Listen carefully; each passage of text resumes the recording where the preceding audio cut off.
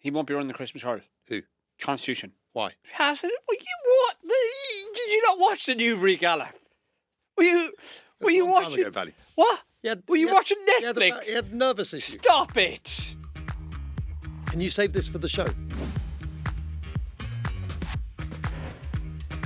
Here we go, folks. Unbridled episode 3, which means that I've gone 2 more than dancing on ice. Paddy Brennan, why is that funny? Why? I mean, you were sacked enough times to have a go at me. It was hilarious. Had a good week. Christmas tree up. Christmas tree's up. Is it? Done that, yeah. Do you have a real one or a fake one? No, a real one. Do you? Big one. I've got a real one as well. One you could barely fit in the house, you know. You've got to get as big as you can. But yeah, done all that, so really pleased. Yeah. Are you a decorator? Do you get involved? No. Lift the tree in. Useless. Last year we got a tree. And Sorry, you lifted the tree in. That was what your contribution was. Yeah. Okay. Last year I got a tree and got a chainsaw and tried to shape the bottom. That didn't go very well, so we left the chainsaw out this year, and the tree is in safely. So we're all good there. We don't just cobble this together. We do have a running order of sorts, not that we pay much attention to it, certainly me last week. But I just wanted to start with 2 or 3 things at the top of the show, which I got. Firstly, I was at Newbury this week, and there was a lovely moment. So Charlie Deutsch was walking into the weighing room, and the Boynville, Nikolai Chastel, was on the steps doing some social media. And immediately Nico starts talking about this ongoing thing about Turkey and the fact that if he goes to Turkey to get his hair done, that Charlie Deutsch should come with him. Anyway, then it turns out Charlie Deutsch, which I thought was quite amusing myself, Charlie Deutsch had spotted Nico with a wet wipe cleaning his personal number plate in the car park so that people all knew that he had arrived. He'd been scrubbing, because his number plate is NDB, and he'd been scrubbing it with a wet wipe in the car park. Do you have a personalised? No, I don't. No? I cannot stand them. Not? No. My wife's got CC, one. Q card 1? Yeah. Anyway, CDF. do you know, have you ever heard of James Michael Down? Who? Have you ever heard of James Michael Down? No. Okay. So James here, this was one, we've got an Ask Paddy section on the show later, but I just wanted to start with a couple of these. James put a message up on Instagram, and he said, I did work experience at Philip Hobbs when aged 16 with Paddy and Robert Stevens. Is that possible? Oh, yeah. Okay. He said Paddy wanted Robert's room. So he went in there and destroyed it, chucked his bed around and his wardrobe until Robert gave him the bedroom. That might not be fully true. That might not be fully true. That could. Is there an element of truth? There could be more to that story than just that. Well, what's the more bit? Well, Robert might have been secretly getting a woman in there that he wasn't telling me about. Well, you were trying to find her? No, I was just trying to ask him if it might be happening. By stealing his bed? No, I think he might have lied to me. Okay. So if someone lied to you, would that be something you wouldn't take well? Oh, yeah. Right. Alex Elliott lied to me once about a woman.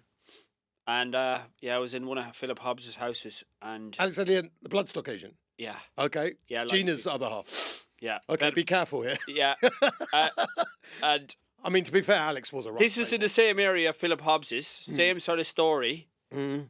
And again, doing some investigation, and the truth always come out. So I remember going down to his house, Lee's Cottages was called, down in the village, into his house, got his mattress, and I threw it out in the middle of the road. But the best, before we get on with the show, the best Ask Paddy is this one. And this is from Luke Tucker, who actually, when I said, okay, I like that, I'll ask him, he said, are you really sure you should? Like, he'd asked the question, and like, come on. Even the asker of the question thought, maybe it's not a good idea. Yeah. He said, please could you ask Paddy, if he was really honest, did he give Northern Air the maximum at Wincanton last season? It's a fair question. If you were really honest, did you give Northern Air the maximum? Yes. Okay. You said that with a straight face. I have been straight. Did you watch our next run? Yeah, actually, the winner of that race, wasn't that Navajo Indy? Won Yeah, it? yeah. The actual form was quite good. But yeah, so that was your maximum. That was like you were winning the Gold Cup. Yeah, look, there was wind issues and stuff like that. Wind issues? There was wind issues, and yeah, there was stuff, yeah. Anyway, that was that. Okay. No, you can't just leave it that. I've never heard a jockey ever come into a steward's inquiry and say it was windy. Matt, I've been in the steward's inquiry that day. It lasted a long time. I don't want to go into it again. Okay, I think the answer to that then, Luke, is no, he didn't. Right. Thank you, incidentally, to BoyleSports for being our kind sponsor. They might think twice after this introduction. Oh dear, let's get straight into it. What has Paddy been purring about over the last week or so? Let's start, I guess, obvious place, Fighting Fifth. What did you make of it? We can have a look at the Fighting Fifth, actually, the closing stages with you, Paddy. And we'll start it off right at the beginning. Sergino settled in behind. What did you make of the whole race? I think from the start, if you watch Mark Walsh, he was put in a difficult position here. Dylan Johnson wouldn't be... Dylan Johnson's on his outside. If you look at Dylan Johnson here, from the minute he jumps off, it's almost like team tactics, but it's not. Dylan's a young jockey riding in a grade 1 for probably the first time. He has never left Mark's Walsh's skirt for probably 4 furlongs. Now, this was by no means a matter to the result, but it definitely didn't help. Just as Mark's getting a little bit switched off here, Dylan's straight back up in his skirt. If in that position as a jockey, if you're Mark Walsh, and I've been in that position, I would be screaming on my outside, can you ever off? Like, what are you doing? Just either get upsides me or get behind me, but just get off my girt. But why would he want to help Mark Walsh? Well, why would he not want to help him? You don't have to know opposition. You want to do everything to stop Mark Walsh, don't you? And that's what you could say he did. You can say that, Matt, but no, I don't agree with that. You learn as a jockey, you're either upsides, you're in front, or you're behind. You're never halfway up on one. Like, if you want to go into complete team tactics, if Dylan Johnson's on Sergino, then probably, you want to do that, I can understand. But when you're on a 40 to 1 shot, 33 to 1 shot, and you're doing that to Mark Walsh, I just didn't get it, and I just thought it really didn't help. I see it totally different to you. I mean, I'm interested in, you're seeing it from a jockey's angle. What you're saying is there has to be, perhaps amongst jockeys, a bit of give and take. But for me, it's war. The tape's up. If I think I can destroy Mark Walsh in the first furlong by going up his arse with my horse, that's what I do. Yeah, but Matt, you're saying up his arse, I get that. But just, if you look at, as I say, if you look at the first 2 to 3 furlongs for Mystical Power, he's turned into his girt. Mystical Power didn't need any lighting up. And as I say, it didn't affect the end result. But after the first 3 furlongs, Mystical Power could not win. Okay, and he didn't win. Sergino did. In general terms, I thought, Paddy, he was pretty faultless. What did you make of it? He was very faultless. I definitely agree with you. Very faultless. But he's very faultless in a race that... You can only be faultless or not faultless. No, he was faultless. He was faultless. Yeah. But in a race, Matt, to me, where he should be. Yes. He should be. Mystical Power's beaten before turning in. The rest are okay handicappers. That's the way I see it. And he couldn't have been any better. He jumped awesome. He was awesome to watch. And for Nico de Bonville, the crowd was buzzing up there. He's gone. He can show himself off. He can show the horse off. As a jockey, this is what you dream about. This was the moment I loved, this run-in, because he really ran to the line. Let's say this was a novice hurdle or a maiden hurdle, yeah? If you own that horse, would you immediately say he'll stay 2.5, no problems at all? Yeah, I think you would. Yeah. He's hit the line, but Matt, he should. He's had a smooth run round. A lot's gone wrong for as I say, Mystical Power and even the horse that was second. He has to be picking up like that, but it's a big step up for the next day. How impressed was I? Very. But the next day is the big answer for me. Okay. So summing it up without putting words in your mouth, he did everything he should have done. There was nothing wrong with it, but he still got to get to another level to be best of the best. Absolutely. First test passed all flying colours, but yeah, he's got to keep picking it up, and I think he's going to meet much tougher opposition. Okay, that's the analysis on the Fighting Fifth. There was a race at Newbury, though, that you really wanted to talk about, and concerning Jubilee Alpha, who ran in the listed mares novices, had form with other runners in the race. What was it about this performance that grabbed you? I just think first time over hurls in a listed race like this, it's a tough ask, and it's a brave one and a good one. But this mare learned so much. On the day, Harry Skelton, brilliant on the winner. Best horse on the day, won. But you run this race in 2 weeks, Paul Nicholls' horses wins and wins easy. Not even in picture at the moment, is it? It Not flying through at the end. People will see Harry Cobden as a great jockey. Now, we don't need to tell him that, Matt. Harry Cobden knows he's good. Look at it. Here it comes. But watch, where Harry Cobden is even more important as a stable jockey is, it's always about winning. But if you cannot win, there's no point being too aggressive or knocking a horse's about. There's always another day. That's the bit people won't see about Harry Cobden. What makes him an exceptional stable jockey? So it's the day when you can win on a horse. Brilliant.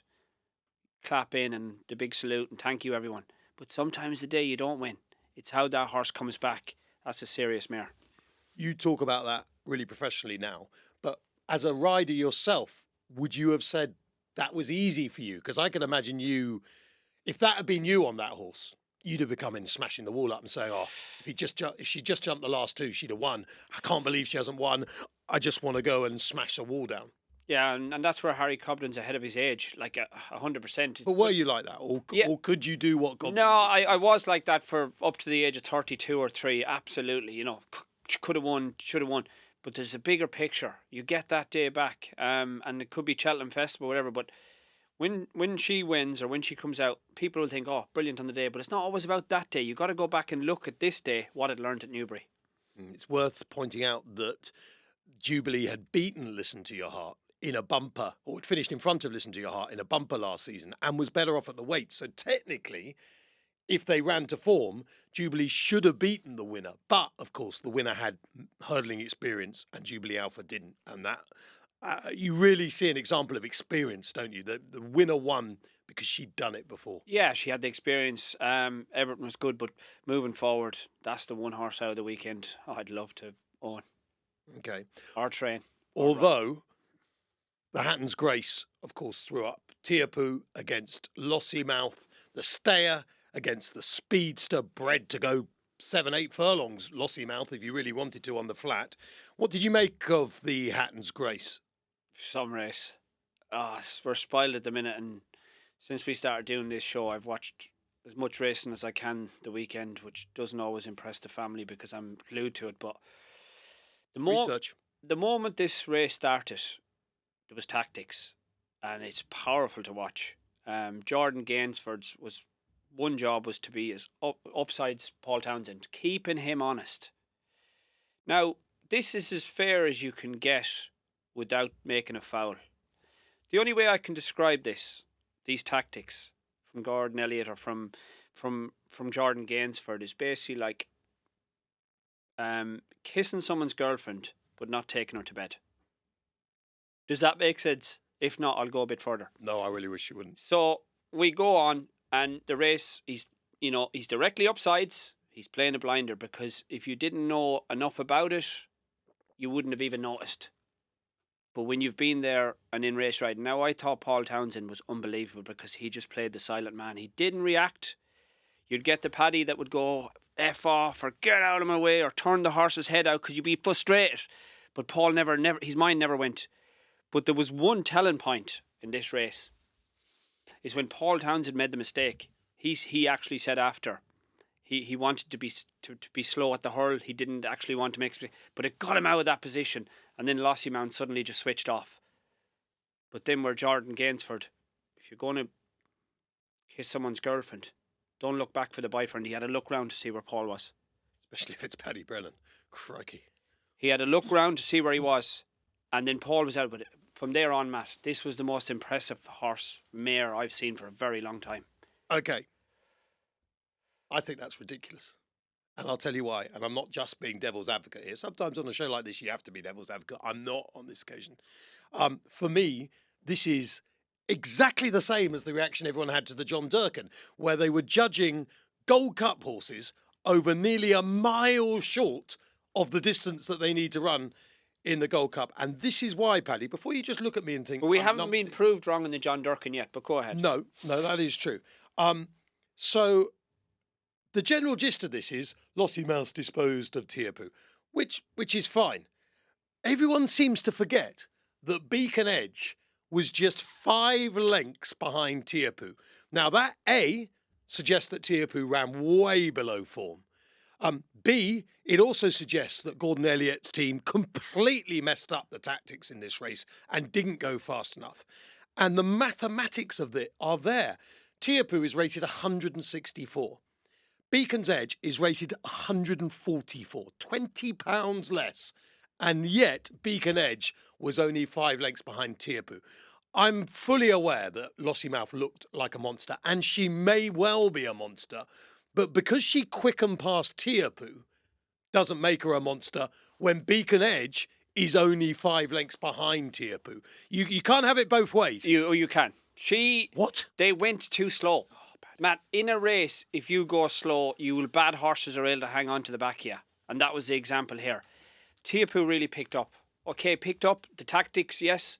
You'd question why he didn't go. If there's one way you're going to beat her, is maybe try and outstay her on the day. She was awesome. Awesome. Okay, so I put together what I would like to call, we're the new sponsors of the 25 Champion Hurdle. It is the Unbridled Champion Hurdle, and this is your lineup. Lossiemouth, Danny Mullins, Constitution Hill, Nico de Boinville, State Man Paul Townend, Sergino, James Bowen gets the big ride. Brighter days ahead, Jack Kennedy, provided he's still got the leg. Anzadam, Patrick Mullins comes in for the roughie. Burdett Road, Harry Cobden will go off in front. Golden Ace will pounce under Lorcan Williams. Colonel Mustard, who I so fancied to be placed in the fighting fifth, and was pulled out in the morning because it. Well, that's what I want to ask you about. Why do you pull a horse out? Because he doesn't eat up. Why? If I don't have dinner, I can still run in the morning. If your horse hasn't eaten up, why the hell do you not still run it? Tooth fairy stuff. Just nonsense, isn't it? Nemean Lion, I should say, for Richard Patrick. So that is the field. Okay, who wins? Simple. Lossiemouth. So, Lossiemouth. Now, I put Danny Mullins there, trying to play. Would you think Paul Townend will have ditched State Man? It's a good question, isn't it? Would you stitch State Man? I would ride Lossiemouth. Wouldn't even have to. I wouldn't even have to think about it. Okay, he's the defending champion, State Man. You've just won the champion hurdle on him. That's who I'd want to ride. Okay, he's won £1 million off State Man, which is like a wing of the Townend house, belongs to State Man, and Townend's ridden State Man on 15 of his 16 starts so far, and he's won on him 11 occasions, including the Champion Obi. You just ditch him. I would for her, yeah. Does she definitely run? If you're asking me, and this is the race, this is the field. This is the field. She's in there. Yeah, I would. Okay. Yeah. So we swap the jockeys around, according to you. Townend will have ditched State Man, and Danny Mullins.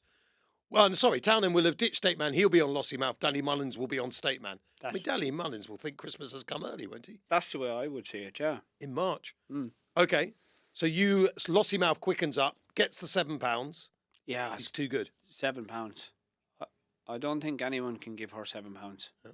I really don't. Okay. Well, in that case, you will love the BoyleSports Boost this week because they've boosted Lossiemouth's price to 9-4 from 7-4.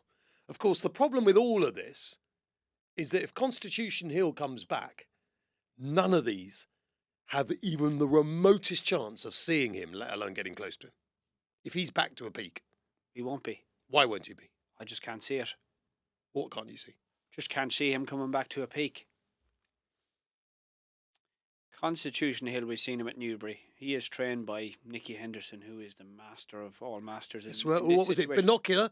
Went off to JP's pad, had a little snooze in the garden at JP's castle, then came back and won the Champion Hurdle. No one even expected him to run about a week before the race. And who was second when he won?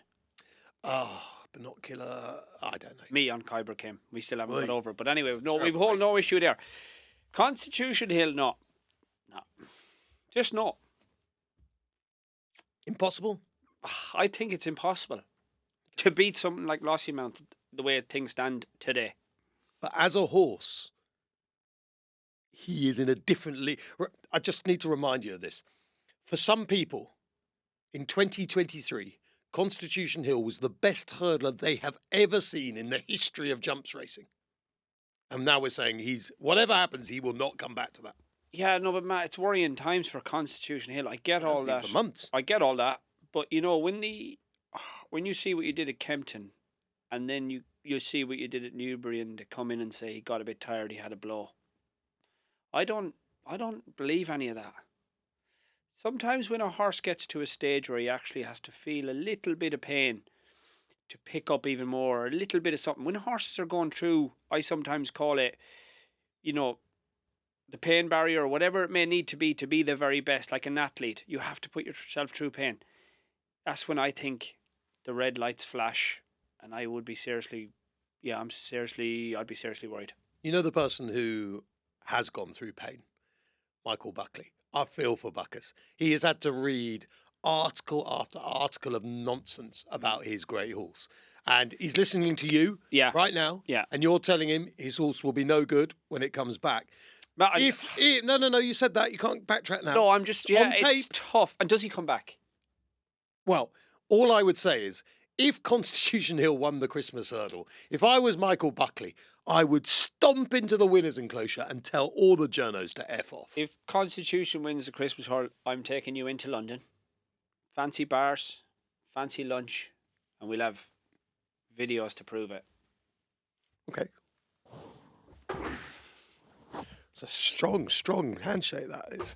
Who's that? Pat Healy's the other. You know Pat Healy, the photographer. He's famous for his handshake. Oh, I do know Pat Healy. I don't know about the handshake though. Yeah, no, he's famous for it. Oh, is he? Yeah. He literally takes your hand off. He takes it off. Nothing worse. You have to retaliate straight away. Right. Okay. 9-4 with BoyleSports. Lossiemouth. Paddy says we'll win, but Constitution Hill, you cannot give up on him. You just can't until you've given up on him. There were shocks on that Ferry House card. Willie de Hule was beaten, but I've read all sorts of articles and stuff like that. People are saying don't give up on old Willie. No, it's still not proper winter ground, and like we spoke about before on the show, some horses are needing the run, and I wouldn't just be judging them on the first run back. Okay, Drinmore, Croke Park, Maydall. You know what? There were one or two that ran all. I think they're all rubbish. I mean, when I say rubbish, it's the wrong word because they're good horses. But what I'm saying is, in the great schemes of things, I don't think any of them are up to much like that Drinmore, to be honest. No, I think Gordon's Elliott's interview after was telling him, he said, you run the race 5 times, you could have 5 different winners. Maybe that involves pace in the race. If they went quicker, there might have been a different winner. But yeah, you didn't look at that thinking there was possibly a proper superstar going to come out of it. And at the start of the season, everyone gets asked for a horse to follow, whatever. I knew just by the reaction, there were so many so-called judges putting Romeo Coolio in. I knew he was going to get stuffed, and he got stuffed. Why did you think he was going to get stuffed? Just because the people who put him up as a horse to follow, yeah. I just knew, all right, if they're putting him up, he's not going to be any good. Okay. It was like a cliche horse to follow, wasn't it? Romeo. Everyone was going, Romeo Coolio, Romeo Coolio. I haven't done any homework. Everyone else is saying Romeo Coolio. I'll say Romeo Coolio. And he got stuffed. The one thing in Ireland, though, I think where they're so far, there's no hiding place, is there? There's no hiding race. The race in the weekend, Ferry House card was unbelievable, and you really have to get out there and throw your hat in the ring. So, it's great horses, and long may it continue. There's a festival coming up in Ireland. They're doing 94-hour declarations. Is that right? Yeah. The Christmas one coming up at the end of this month, funny enough, right. Christmas. And 94-hour declarations. Just, there is something in that. I know jumps trainers over the years have gone, well, the ground can change. Yeah. La-di-da-di-da.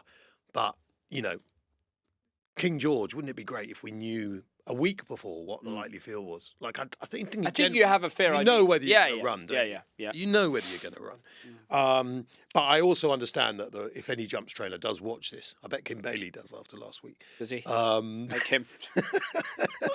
You got the Christmas card ready? Yeah. Actually, just while I remind you of this, what's the date today? It's about 4th, 5th, isn't it? When do we start? Should we start wearing our Christmas jumper next week? Yeah, I look forward to that. Okay, Christmas jumpers next week. Not sure mine will have arrived by then, but I've got a nice one.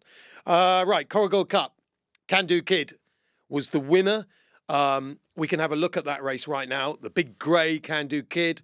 Victorino was interesting. Lots of mistakes ran on. And this mistake from Broadway Boy on the front end, Paddy, was it key? No, I don't actually. I think Sam was. This is the start. I don't think that was the winning and losing in the race. I really don't. I think Kandoo would have won anyway. That's the way I seen it. look, it was a very straightforward race to watch. They didn't go mad. There was still a lot in with chances at turning in. And yeah, I thought the winner was great training performance by Paul Nicholls. Everything was smooth, hit the line well, but you know, as Hennessy's goes, taking nothing away from the race, but yeah. I think that mistake did cost Broadway Boy. You think it cost him the race? I do, yeah. I tell you why. Just from the last fence, you would have expected him to start really dropping away now, because he's been up there all the way. But under a typically power-packed Twisty, and I love Twisted in full flow, he is keeping on right to the line. And I think if he'd flown that fence at the top of the straight, if you watch here, like Kandoo is not going away from the runner-up. And if he'd flown that fence and was really putting Kandoo Kid to the cosh at the last, I think Broadway Boy might well, at least he would have been in a battle. Yeah, you can have your point, and you have a valid point, but I just think Sam would have only helped him a little bit longer, and Kandoo would have still come out on top. That's the way I seen it. Maybe, you're absolutely right. Cobden would have pounced later. So, you know, you two ways of looking at it. Yeah, and I get that. That's why we all have opinions. Yeah. Kandoo Kid, straight away, Nicholls. He put this horse up as a Grand National contender. Around 25-1 for the Grand National, but BoyleSports boosting it to 40-1. The key with anti-post betting is knowing a horse is being aimed at a race. At least that gives you a chance. At the moment, you know that Kandoo Kid, barring an injury, is going to run in the Grand National. So it's not going to be 40-1 on the day, is he? Absolutely not. And look, isn't it a race that produced Grand National winners? But horse might need a little bit more experience, and it's a brave shout to go straight into a national on the back of that. Paul was saying he might run him over hurdles, but look, the Grand National is so hard to get in there now, and to have a player is massive. The race has changed, hasn't it, from the days when you were riding in it? It's a different. It seems to lack that je ne sais quoi, panache, the real joy that it once had. Yeah, when you were riding against horse like 10 Man, like, it was honestly unbelievable.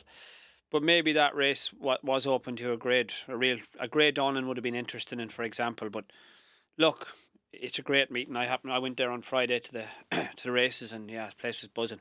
Yeah, Denman, 4-time winner. Got a horse like Waterframe, won the Lexus, of course, nearly beat Denman.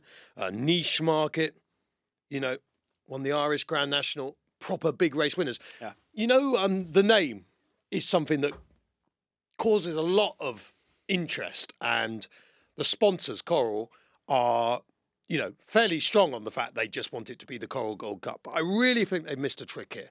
And all they had to do was call it the Coral Hennessy Gold Cup. Now, ridiculously, they will say, oh, people will think it's to do with whiskey. No, they won't. Brandy. There's no one, brandy, no one in the world who talks about the Hennessy is thinking about a booze or anything like that. It's just the name in their mind of that race. Like when you think of the Derby, you're not thinking of the history of the Derby and why it's called the Derby. It's just the Derby. And the other angle, of course, from the sponsors is, well, everyone would just call it the Hennessy and they'll leave out the name Coral. But you be mature about that. You contact every single journalist who writes about this race. And there are less journalists now than there were 20 years ago, less newspapers. So you contact everyone and you just say to them, look, we really want to add the word Hennessy back into this because everyone's calling it the Hennessy. Please, if we do this, could you do us a favour and just always write Coral Hennessy? And I think journalists, news desks are mature enough these days to say, OK, look, everyone wants the Hennessy back in. We'll put Coral Hennessy into the title. And Bob's your uncle. Everyone's happy. You have the Coral Hennessy. You begin to get that feel about the race back. And you haven't lost your sponsorship. No. Everyone still knows it's sponsored by Coral. I just think it's so simple. But the Hennessy is the first name that comes to mind every time this race comes around. So you might have a point there, Matt. Yeah, I could tell that really interested you, Paddy. Right, Jukebox Man. Oh. Harry, poor old Harry, yeah. So I ring, Harry's got the two Harrys riding at Lingfield. We can have a look at the jukebox now. He's already on the front end. So I ring Harry and say, you coming to Lingfield, Harry? He said, no, Matt. He said, but I'm like a kid in a sweet shop. He said, you won't believe it, he said. He said, I've been waiting to come to Newbury tomorrow, because the two Harrys was running on the Friday at Lingfield, to watch the Duke Batman. He said, I'm like a kid in a sweet shop, going to take lots of videos. And he said, I've just been called up. And he said, 8 months ago, I promised to do a talk with 400 people in Cardiff. Yeah. And he said, I can't get out of it, Matt. And he couldn't watch the jukebox man. But if he had been there, he'd have seen a very exciting horse. Well, he definitely watched it because I spoke to him after. But yeah, I was so impressed. He was wow. Like all his hurls form has predicted that if he took defences, he could be very, very good. And what he did on this day, you couldn't be any more impressed. The one little thing you would say is he has an incline to go left-handed. So that's no bother if you're Aintree or Cheltenham. No bother, but it is a bother if you go to Kempton on Boxing Day. So where he goes next is going to be very interesting, but definitely a horse to follow. And I know Harry couldn't be there, but he definitely watched it and he was buzzing. Yeah, he was like a kid in a sweet shop. And it's great because we need people like Harry, and yeah, we love his enthusiasm in the game. So I spoke to Ben Pauling after this race for Sky Sports Racing. I was there that day, and he said that he wasn't worried about going left or right. Like he just said that's the horse. Yeah. He's a bit, if he goes the other way, he could almost hang the other way. You know what I mean? Yeah, I think he's just he's a bit like you, Pad. He's a bit wayward. Is he possibly? But the one thing you wouldn't want to do with him at this stage is go to Kempton and he jump violently left and have a bad experience. It's a big call. Ben Pauling will know him better than anyone. But if you're a trainer and you've got him in your stable, you don't need an alarm clock to get up in the morning. He's in the Brown Advisory. BoyleSports pushing him out to 14-1 from 10s. If you fancy the Jukebox Man, I can't put you off. Jukebox Man 14-1 from 10s. What I thought was really good about him as well, he wasn't perfect. Like, it's very easy after the race to say he's just brilliant, which he was. But there was a lot to work on, I felt, as well with him. So and he's a joy, isn't he? He just goes off in front. He's so uncomplicated tactically. Very uncomplicated, and he stays extremely well. But like, go to Newbury for your first run over fences. There's no hiding place there. They're big fences, Matt. Unbelievable track. Jack Kennedy, another broken leg. Couldn't believe it.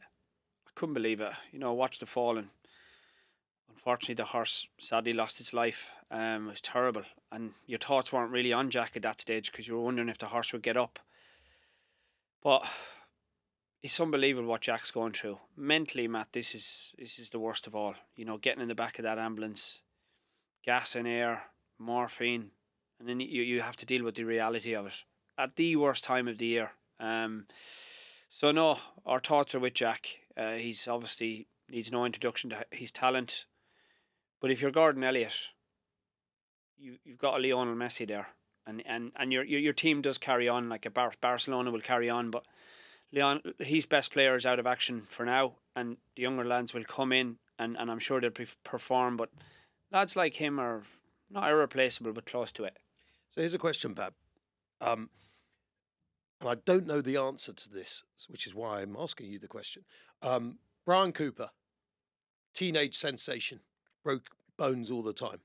Jack Kennedy, teenage sensation, breaks bones all the time.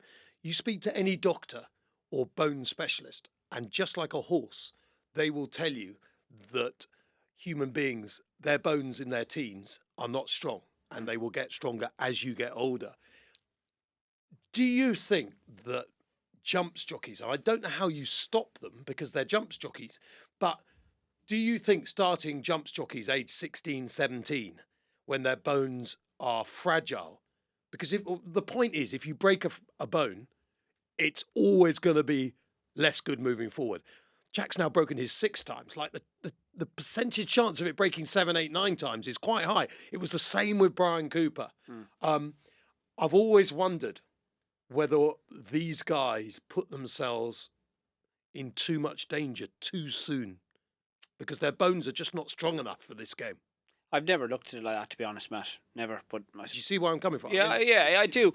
But like when you're Jack Kennedy, especially, there's no hiding place. You're out there in every race. You get a lot more rides than anyone else. You're going to get a lot more falls than anyone else. And Jack's just been extremely unlucky. I can't answer the question about the frickle bones. Teenager, that's something I can't answer. But as I say, I don't know how you change it because you can't really say to someone like Jack Kennedy, you can only ride in bumpers till you're 20 or something. No. But there are 2 jockeys there who, at their peak, and Brian Cooper was exactly the same stage. People forget with Coops because he's retired now, won the Gold Cup. But as a teenager, he was a sensation. He was voted Ireland's, something you never were, Ireland's sexiest sportsman at the age of 18 or something. It was like, he was right up there. Yeah. But he kept breaking things. And now Jack Kennedy, someone has to look at this and say, he keeps breaking his legs. Something's wrong somewhere, isn't it? I've broken my legs, Matt, and sometimes it really is just wrong place, wrong time, bad luck. But for Jack, you just love to see him get a couple of years of a clear run. But he comes back every time and he rides back to that same level. Powerful man, brave man, and unbelievable to watch. Best, I hope he gets well soon. Well, Paddy, so far we've had Nikolai Chastel de Montfort and David Bass, and they have been excellent. Shall we see who we've got this week? Go ahead. It is the muscle man, but now retired, Jamie Moore. Hopefully we can see him right now. Good morning, Jamie Moore. There he is. Morning, lads. Great to speak to you, Jamie. Very red. Yeah. Well, I mean, have you just, because you've got a gym in your house, haven't you? Yeah, no, I've been rushing around. I just got changed to go racing, so yeah. Well, you seem to have put David Bass's gimp suit on. I wouldn't know that. He's vegan, isn't he? He is a bit weird. Yeah. Tell me, before we get into stuff about you and Paddy over the years, would you say you've been friends, enemies? Feel free to speak as you so wish. No, we're definitely mates. Oh, are you? Good friends, and yeah, but we have had rows though. But I mean, I've had rows with a lot of my good friends in the weighing room. So I think your best friends are probably the ones that you have had rows with. But yeah, we've had a few, and but no, we're all good, and we always got on straight after anyway. It's fair to say, Paddy, that Jamie, when you decked Q Card at Cheltenham, Jamie actually was a voice that was good in your ear, wasn't he? You've written this somewhere. I read it. Yeah, well, me and Jamie, Sam Thomas, Christian Williams, we probably go back from the very start. When I first came to England, so we grew up through it together, good and bad. But if me and Jamie were having an argument, I can guarantee you it was me that would have been in the wrong, because no one ever fell out with Jamie. But no, I remember after the Gold Cup, obviously when Q Card fell, I came in and there was people didn't know what to say, and there was people saying plenty, and there was people saying nothing. But Jamie came over and gave me a hug, and that was just one thing you never ever forget. That was just a real man, real act, and yeah, it really helped on the day. Which is lovely to hear, Jamie. I mean, how's retirement for you? Do you enjoy it, or every day are you just wishing you were out there doing it still? Retirement? Yeah. No, I'm still very busy. I do miss the riding. I miss the racing a heck of a lot. And it is like they say, it's the boys in the weighing room. But the weighing room's changed ever since COVID. Really, the weighing room changed. But I do miss being competitive and race riding. Yeah. I wanted to give it another year anyway, and then go out on my terms. But I'm one of the lucky ones. I'm still able to do what I need to do in life. I didn't expect the car to start moving. Is there a driver? Yeah, Luke driving. Yeah. Hello, Lucy. She's not saying anything. So you missed the weighing room, Jamie, but I remember that you said, you were lucky to walk away when you stopped race riding. When you look at what Jack Kennedy's going through now, it's a sport that's so hard, isn't it? It's so hard. I don't really know Jack that well, because I never see him at Cheltenham and Aintree, but I mean, he is the most talented lad and kid, even, because he is still a kid. And what he's gone through, the leg injuries, I really do feel so sorry for him, because he's a phenomenal jockey, and he's really just having no luck, And you can say, is there a reason why it's keep happening? But you speak to any doctor, when you're hitting the ground at 30, 35 mile an hour, you're going to break things if you land awkwardly. And the poor lad he's just having no luck, He's lucky in the situation he's in, but he deserves to be in the situation he's in. I just feel really sorry for the lad. I really do. And I know we've spoken about it before, but that moment at Fontwell is kind of famous, I think, now, or infamous, perhaps I should say, that, you're completely smashed up. You've got a really bad injury. And the first thing you were thinking about is Lucy and the kids, sort of thing, which kind of sums up a jumps jockey's life, isn't it? That there is a bigger picture out there. Oh yeah, there is. I mean, I was lying on the floor, and you do think straight away, you're missing your ride in the next, which had a chance and stuff. But yeah, there is a bigger picture. You don't know that until you finish race riding, because at the time you are only just thinking of the next thing. But when I was smashed up at Fontwell, it was the later in my career, and I'd had countless injuries before that anyway. So yeah, you sort of know how to deal with it a lot better. But I mean, Jack, I do really feel for Jack. You know, I just it must be incredibly hard for him to take, and all them good horses he's going to be missing, because that's all he'll be thinking about, and hopefully he can get back as quick as possible again. Jamie, if you were starting from your toes going upwards, what have you broken along the way? Yeah, I broke my heel bone in my foot. Yeah, so we start there. Both ankles, tib and fib, my hip, both collarbones, both arms, my back. Well, yeah, my back twice, my neck once, so 3 spinal injuries. What else have we done? Crazy. Both arms. Yeah, my nose a couple of times. That's been changed around a few times. That's looking quite good now, to be fair. Pardon? That's looking quite good now, better than Paddy's. Yeah, But, definitely. 29 bones, they're the ones I know of. 29 what I know of. but Jamie, what makes the jockey's life, and you know, when we're in it, you go out and we sit next to each other and what you doing or whatever, we're handy. Next thing you fall and you break a bone. Like we're in pain for a period of time, but it's absolutely mental looking back how quickly you wake up in hospital the next morning and you're thinking, when can I get back? You are thinking it straight away. You know, it's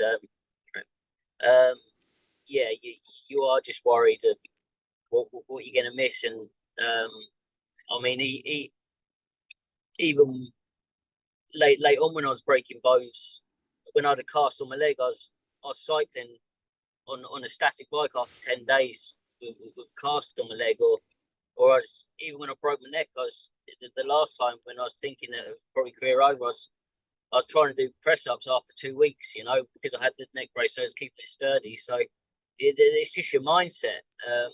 You just, and I'm a believer. I always work to pain. Well, if something hurts, then I'll stop. But I'll always push myself to pain, and then I'll stop. But I mean, like, I broke a lot of bones, and I'm not a smoker or a drinker, so I think it's just, and I'm not a skinny lad, you know. I'm a fatter jockey, so I didn't think I should be breaking as many bones as what I did, but it is just bad luck. For a non-drinker, you've got an enormous cellar in the bottom of your kitchen. So sorry. For a non-drinker, you've got an enormous cellar in the bottom of your kitchen. Yeah, that's right. Yeah, Lucy put that in. Yeah, it was a very strange one. They're about to start building the house, and that knocked us back 4 weeks. And that's like, yeah, we're not drinkers, but yeah, it's there's plenty of Coca-Cola and Iron Brew in there anyway. Just out of interest, because Lucy's next to you, would she say you were a good patient or a bad patient? He's a good patient. Good patient. Okay, fair enough. Right, that's quite boring, isn't it? A terrible patient. And he has his own gym in the house, so he'd be straight in there. We love talking to you, Jamie, and I want to ask a couple more serious questions in a minute. But obviously, it's Paddy. There are stories flying around the racing world that no one knows about Paddy. Have you got anything on him? Paddy, yeah, Paddy's absolutely brilliant. You know, like I said, when I was down at Pipey's, he was at Hobbsy's, and Flinner was there as well. And Flinner was. This is Paul Flynn, yeah. Paul Flynn, yeah. Sorry, the trainer. He's probably one of the funniest people, if not the funniest people I've ever met in my life. And yeah, I mean, a couple of stories. I remember one day we're going to Plumpton from the West Country, and the trainer Rob Stevens, he was in the yard, and Flinner was always trying to get it out of him that he was seeing, and Paddy as well. And poor old Rob, he kept denying it. And I think the 3.5 hour journey from the West Country annoyed him a bit too much. So In the end, they got it out of him that he was seeing this girl, and they kicked him out of the Half Moon pub, which is 1.25 miles away from Plumpton Racecourse, with his bag. So he's had to walk from there. What is all it? the way to the racecourse for a bit seeing this girl. There's something about Robert Stevens, because we had a lad earlier who said he was on what sort of work experience age 16, and Paddy smashed up Robert Stevens's room because he wanted it for himself or something, and then Paddy told me earlier that it was because Stevens was lying to him about a girl he'd seen. There's clearly some. Were you jealous of Robert Stevens? No, I definitely was. No, I just couldn't handle not knowing things. But on that particular day, Jamie, to Plumpton, I remember it well. We had a little tip off, didn't we? We had a phone call, and it was like breaking news. Honestly, we had the clarification that it was true. What, that Stevens was seeing this girl? Yeah. And we thought, right, we dropped him out, and then drove another few hundred yards and thought, well, his bag's still in the car, so I stopped and threw that out as well. And lovely lad. Yeah, he seems a nice boy as well. Just clearly jealousy on Paddy's part here. Well, wasn't there something to do with ceilings as well? Yeah, the high ceilings. That became famous. That did. We stayed up in Liverpool, I think Warrington or something like that, and it was a Friday night after the Aintree meeting, and obviously trying to find somewhere to stay wasn't that easy. But we got a hotel about 12 o'clock or 1 o'clock in the morning. I don't know what time. I got Jay, what's up, Paddy? You asleep? Yeah, I am, Paddy. The ceilings are too high. I can't sleep here. What? The ceilings are too high in this place. Oh, what is wrong with you? I know.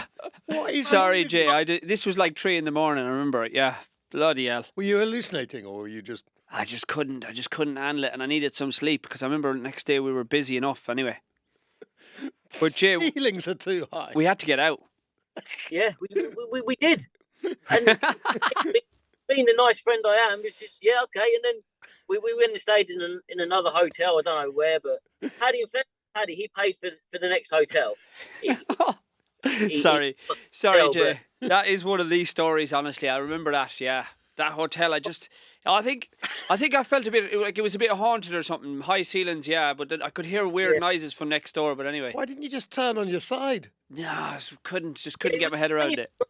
Can't really see the ceiling, can you? No, like it's almost impossible. No one sleeps on their. Well, very few people sleep on their back. I didn't just sleep. Turn over, that man. was the problem. I didn't sleep. Jesus. Yeah. I've got to ask you, Jamie. A character, but a lovable rogue, Paddy. But with you've got 3 kids: Lola, Roxy, Kenny. They could all be jockeys, from what I can see. Well, what's the future for them? Are you keen that they become jockeys? Do they want to be jockeys? What's going on? I mean, Kenny, he's mad keen to do it, but he plays a lot of football, and he loves his tennis as well. He's very busy. Both my girls, they ride, and they enjoy it. They ride well. And Lola, she has a go on the racehorses at the weekends. But if they want to do it, it's entirely down to them. I won't force them, but if they do want to do it, I'll try and guide them the right way. But it won't be a jump jockey. I'll guide them. They like Uncle Ryan's indoor swimming pool. So if you're a flat jockey, that's what you can get. And obviously your chauffeur next to you is your, well, I was going to say knight in shining armour, but probably that's not quite the right phrase. But Lucy there, she does so much with the girls and Kenny, etc. But she runs the pony business, doesn't she? Pony Parties UK. And I want to give them a plug on this. That's the great thing about this show, is that we can plug anything we like, I think. And anyone who wants a pony party, go to Lucy. Yeah. That's right.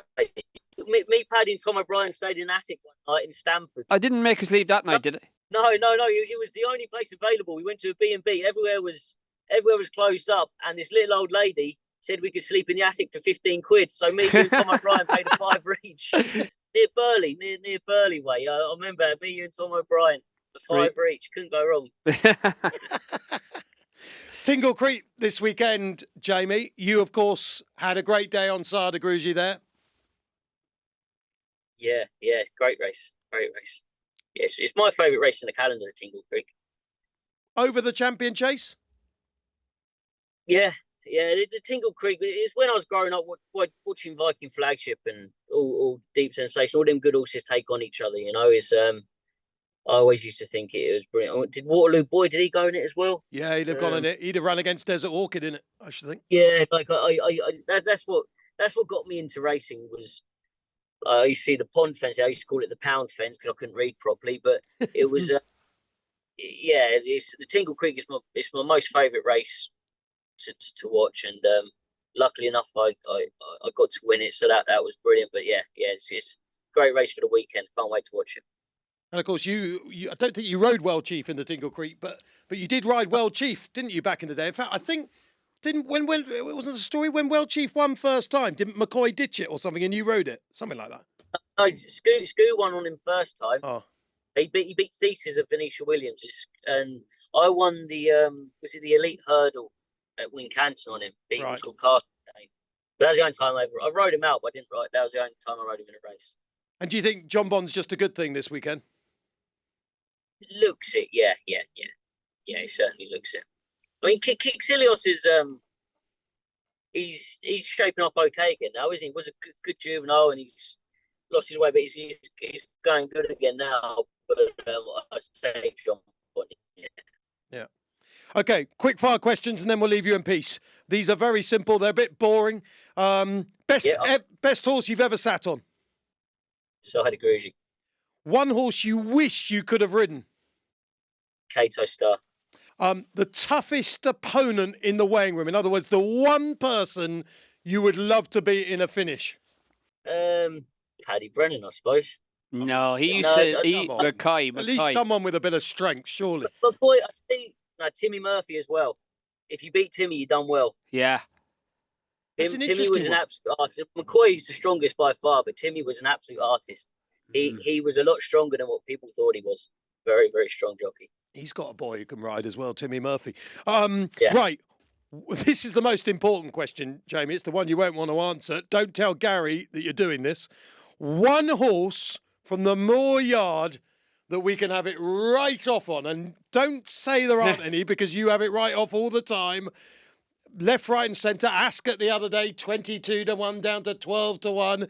Gary pretending he knew nothing about it. Like, one horse, Jamie. That's all we need. One. One horse to follow would be Mondo Man. Thanks very much to Jamie Moore. This week, Paddy, we've asked the people to ask you questions. As we found out right at the top with that excellent one from Luke about that not off right. Right, let's start with Charlie, who is racing posts on social media. He says, who do you think is the most underrated jockey and trainer at the moment? Good question. Let's start with the jock. Jockey, most underrated jockey at the moment. There's a few here. We just need one. I know. I'm trying to think. The most. We mentioned Charlie Deitch, but I suppose a jockey that's coming under the radar, he's starting to get found, is Tom Bellamy. He was awesome on Saturday at Doncaster, and he's riding brave as a lion, and he's at a perfect age now where he can really take off. Yeah, I think he's really good. We'll get him on, actually. He'll be really good for this show. Yeah. Bells, character, and, obviously old man Robert used to ride badly, and Tom is in a different league, and that will be an interesting chat. What about trainer? Any trainer that you've got all your syndicates, is there someone out there you're thinking, I've got to send one to him or her at some point? Yeah, there's lots and lots of good trainers, but just one. Reese Flint is a trainer that springs to mind. He's a lot on the flat and a few over jumps, but I think, if I was going to turn my syndicate to flat, which would very easily happen in the near future, I'd be interested in sending him a horse. You know who I would send a flat horse to? Go on. Jamie Insel. Yeah. No Jamie at all? I know Jamie through Will Kennedy, actually. Wouldn't know him that well, but yeah, he's doing really well. He is doing really well. One race, this is from Pony Express. One race you could ride again. I think we know what this one's going to be. That he feels got away from him. Bad ride judgment. Which would it be? I mean, come on. You firing cue card at the top of the hill. I never fired him at the top of the hill. You did. You fired him. You asked him an impossible question. Nah. And he came crashing down. Nah. And then you went into the rain room and everyone had to cuddle you because you'd made a mistake. No. I would like to ride that race again. But you know what? Haven't had time to reflect on that. Remember Tony McKay came to the weigh room just before. I just that morning when I got to the races, just called me out. We're having a chat, and he said, "Just jack it him." He said, "Don't follow him." He said, "Down the hill, don't follow him." So I jumped the fence at the top of the hill, and then all of a sudden I landed, going well, and what's in front of me? Jacket him. So I pulled out, and Q Card took off. I didn't fire him. I was probably looking for a stride anyway, but there you go. I wouldn't mind another go at that. Genuinely still haunts you, doesn't it?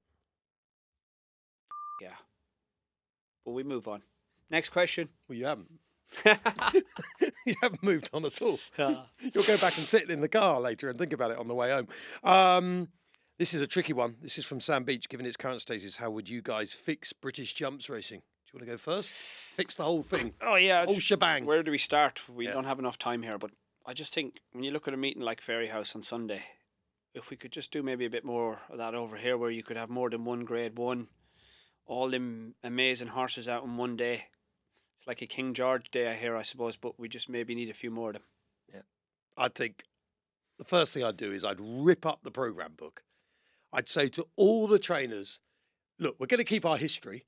We're not going to get rid of the King George. We're not going to get rid of the Cheltenham Gold Cup, but we're going to rip up the programme and start again in a modern era, because there's no sport that I can think of that operates now with exactly the same programme, roughly, although admittedly more races now, but at the quality end, exactly the same as 50 years ago. And so many things have changed, but the programme hasn't. Now, you don't want to get rid of history, but you need to evolve, and we haven't evolved. And until racing comes together as a group and evolves, it will be stuck in the dark ages. Yeah, it is not as simple as that, but you do have a point. Well, and there is things that need to change, and hopefully they will in the near future. Sally Burford, were you confident going into the Gold Cup with Imperial Commander? We had Kodo Star and Denman. It was very hard to be confident, but I was very, very hopeful. You know, that Beecher chase never left me when I got nailed by Q Card in that photo finish that took long enough to find Kodo Star the winner. Not being bitter about that. But yeah, I was very hopeful, and what a performance. He was awesome that day. Okay, so you weren't confident. Right. Jump Stars. This is a good question. Was there any track that you went to that you hoped would be abandoned before you got there? Faking him. Yeah. You know, I used to look after the Dazzler. Yeah. He used to be almost sick on the way to Brighton.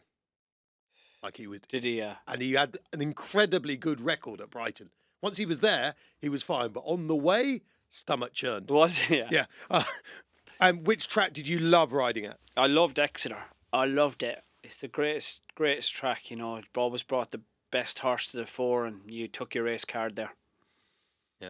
And a great one from Charlie Moorfield. How do you not win on Tripoli Flower at Aintree? Rode him like an even money shot. He was 12 to 1 or he was 8 to 1. Should have rode him more like that. Yeah, Everton went 2. I rode him like a certainly, basically, and yeah, we managed to get him beat. Please keep those questions coming for next week. I love those. Particularly, I like the ones that if you can find any Paddy Brennan rides that you really want to just go back on. Obviously, we've done Q Card to death now, Tripoli. But there must be others that you can remember that were disasters. Let me know. Or even good ones. There must have been some good ones, wasn't there? Anything about Old Pigeon you liked, didn't you? Pigeon Island. Great horse. Yeah. Khyber Kim. Kim. One of your favourites. So, Jonbon in the Tingle Creek. Straightforward, tricky. Look, straightforward. He loves Sandown. He's been there, done that. I just don't see one in there at the moment that's going to beat him. 1 to 2 with BoyleSports. 1 to 2, yeah. He looks solid.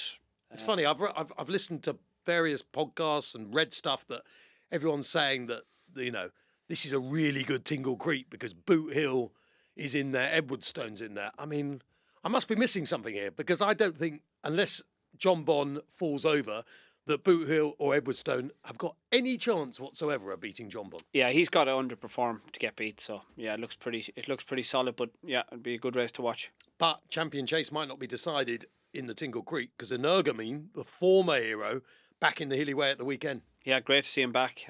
Paul Townsend's looking forward to riding him. So yeah, it'd be good to watch. Yeah, he could be in for a real shake-up in that Championship market because they're all vulnerable, aren't they? Because Jonbon keeps winning, but you don't think he's unbeatable. The other sort of horses that have been around for the Champion Chase have not exactly suggest El Fabiolo is hardly bomb-proof, is he?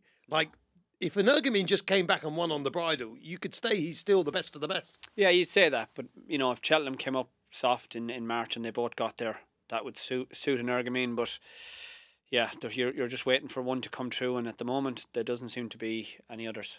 Chipped out with Boyle, they're going about 4 to 6. Load of Sud for the Henry VIII. I thought that could be a big price, and you love this horse. Yeah, I do. He's so quick for me to be nimble, has the experience.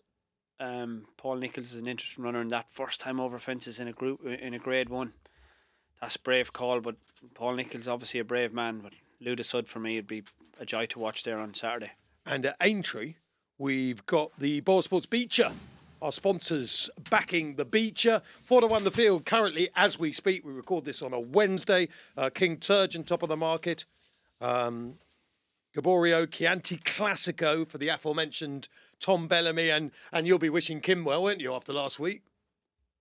You Oregon. I sent him the video. He didn't respond. No, Kim usually responds instantly about everything. Didn't respond about that. Shame. Stan Shepherd, he's on cruise control. About 8 to 1. Unbridled is in there at 8 to 1, 12 to 1 for Cocoa Beach. Yeah, I thought he was the worst each way. I thought he was an interesting runner if he does run. Obviously, he ran 13 days ago. Love this race, Matt. It's a shame there's only 13 left in it. I don't. Or 14. There's a few. There's not many basically in a race which, used to be getting eliminated out of. But yeah, Kim Bailey's horse is actually the real interesting runner in this. He's the class horse. But it could come up very soft, and at the prices I thought Cocoa Beach was value. Okay, and we're going to end the show this time around with just one more viewer question. I thought we'd just end because I didn't actually answer any at all, and this is from Stefan, who says to you, if you could ride any horse, past or present, who would it be, and what race would you ride it in? We all say Kodo Star, and I think that is still the one that I would love to have ridden in a King George. Kodo Star in the King George, yeah. Not the Tingle Creek. Not He won 2 of them. He would have won any race. Who was the last dual winner of the Tingle Creek? Mastermind it? Kodo Star. Jesus Christ, I thought you'd get that. Just fed it to you. Sire De Grugy. Yeah, no, in consecutive years. Okay. Yeah, dual winner. That's what I only know that because I looked it up. Jonbon is trying to win in consecutive years, and Kodo Star was the last in 2004-5 off the top of my head. Sounded like a complete anorak, but I did look it up quite recently. And Stefan asked me, who would I like to interview, and why? And for me, and I have asked, and he's not completely said no yet, but the person I want to interview is John Magnier. Yeah, it'd be fascinating. And you know what? I want to know, this is what I want to ask him particularly. The first day he met Michael Table. Like, I don't know how they met. I don't know how Derek Smith got involved. I don't know how all of those three got together. Right. And I just think John Magnier is this. He's like the godfather, isn't he, really, of racing? Yeah, powerful. He's the godfather. Very helpful. We could maybe get him on Unbridled. Thank you for watching. That was episode 3 of Unbridled.